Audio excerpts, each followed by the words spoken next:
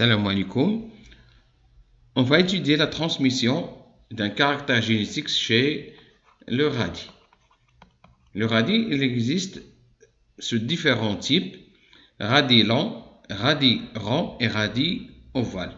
Donc, on a pratiqué une série de croisements entre différents types de radis. Pour le premier croisement, c'est entre radis lent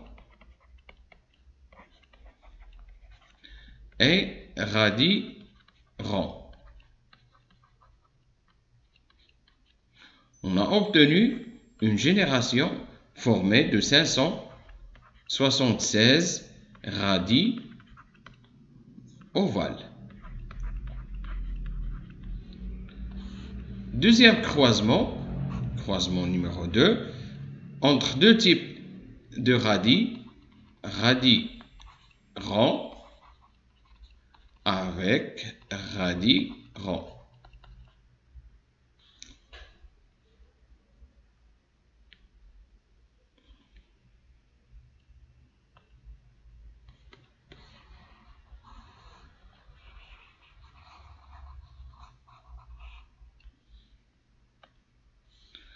Pour le deuxième type de croisement, on a pratiqué un croisement entre radis ovales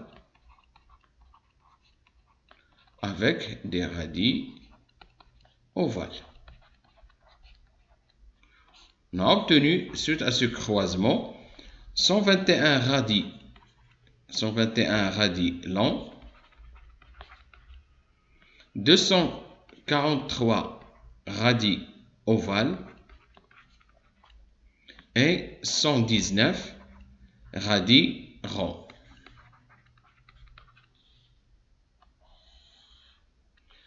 Le troisième croisement, on a des radis lents, on a croisé des radis lents avec des radis ovales. Le résultat de ce croisement, on a obtenu 159 radis lents et 156 radis ovales. Le quatrième croisement, c'est entre des radis ronds avec radis ovales. Le résultat de ce croisement, il nous a donné 199 radis ronds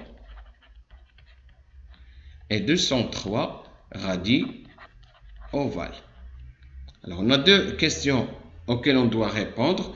La première question, c'est analyser les résultats de ces croisements, puis en déduire le mécanisme de transmission des formes chez le radis dans ce cas. Deuxième question, c'est donner l'interprétation chromosomique pour ces croisements. Alors, pour l'analyse des résultats de ces croisements, le premier croisement, c'est entre radis lent et radis rond. Il nous a donné, on a dit 576 radis ovales. Alors, avant d'analyser ce croisement, on a les observations suivantes. On doit déterminer le caractère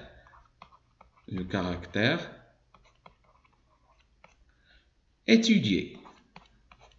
Donc, le caractère étudié, c'est la forme de radis. C'est un seul caractère. Donc, le type de croisement,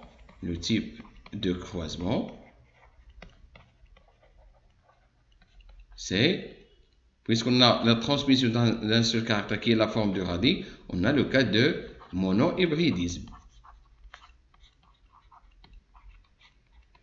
C'est le cas de monohybridisme. L'aspect du caractère Donc l'aspect du caractère.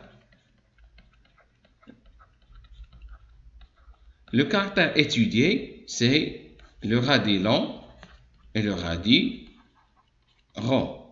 On a deux formes, deux allèles. Donc, on a un gène représenté par un couple. On a un gène est représenté par un couple d'allèles.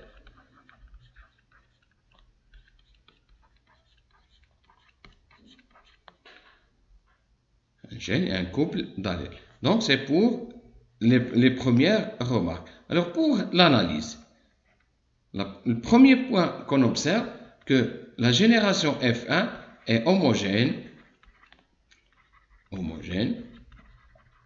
Pourquoi homogène? C'est parce qu'elle est formée à 100%,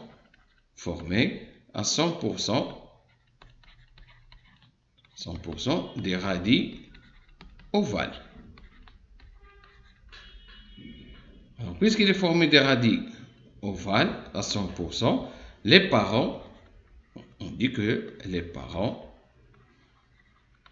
sont de lignée pure.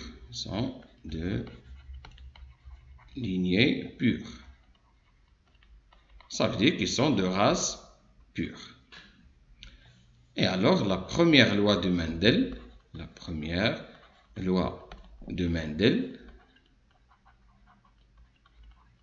est vérifiée. La première loi de Mendel, elle est vérifiée. C'est le premier analyse ou bien déduction qu'on peut tirer de ce croisement. Deuxième point pour l'analyse, les individus de F1 présentent un phénotype.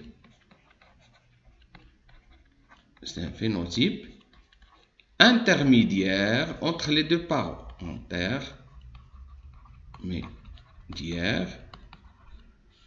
Par rapport aux deux parents.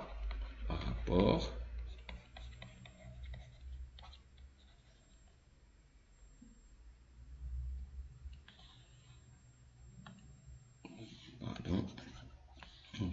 à celui des parents.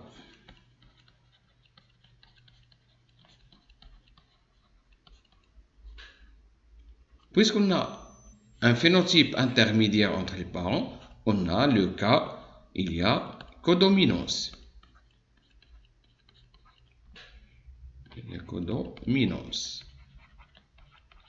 Pourquoi codominance? Parce que les radis ovales, c'est la forme ovale, elle est intermédiaire entre la forme long et la forme rond.